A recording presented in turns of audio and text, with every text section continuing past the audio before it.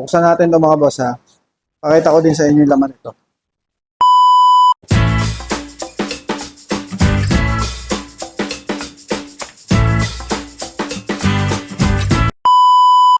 Ito naman mga boss. Ito si 302.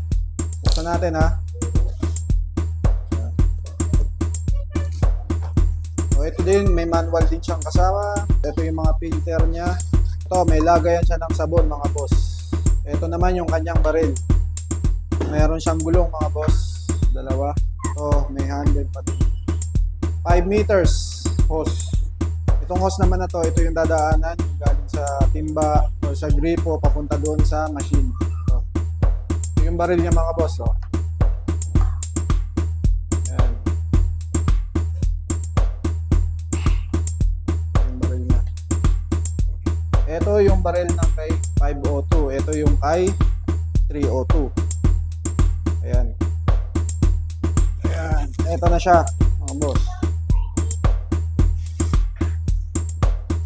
Ito si HPW 302, ito si HPW 502.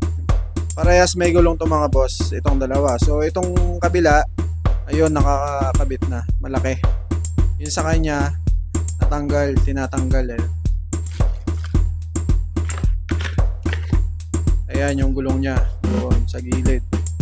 Ito si 302 mga boss, yung soap bottle niya, ayan.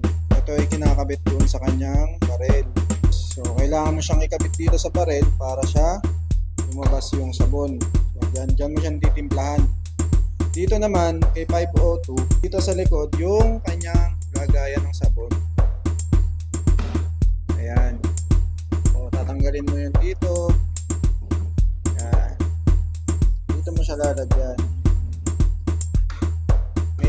May pwesto na siya dito sa likod. Hindi mo na siya kailangan ilagay sa baril. Ayan. Kita nyo naman yung diferensya niya. Oh. Mas malakas talaga boss ito, yung HPW 502. Ito kasi mga boss may 120 bars to. Ito 100 lang. So yun nga mga boss, kung nagustuhan nyo ito, HPW 502, HPW 302, yan. PM nyo lang ako para ma-deliver na namin sa inyo. Diba? Maganda yan mga boss, malalakas yan, tsaka matibay. Yan, tested na yan, Kawasaki yan. Japan made. Alright mga boss, yun lang. Peace to all. Adios.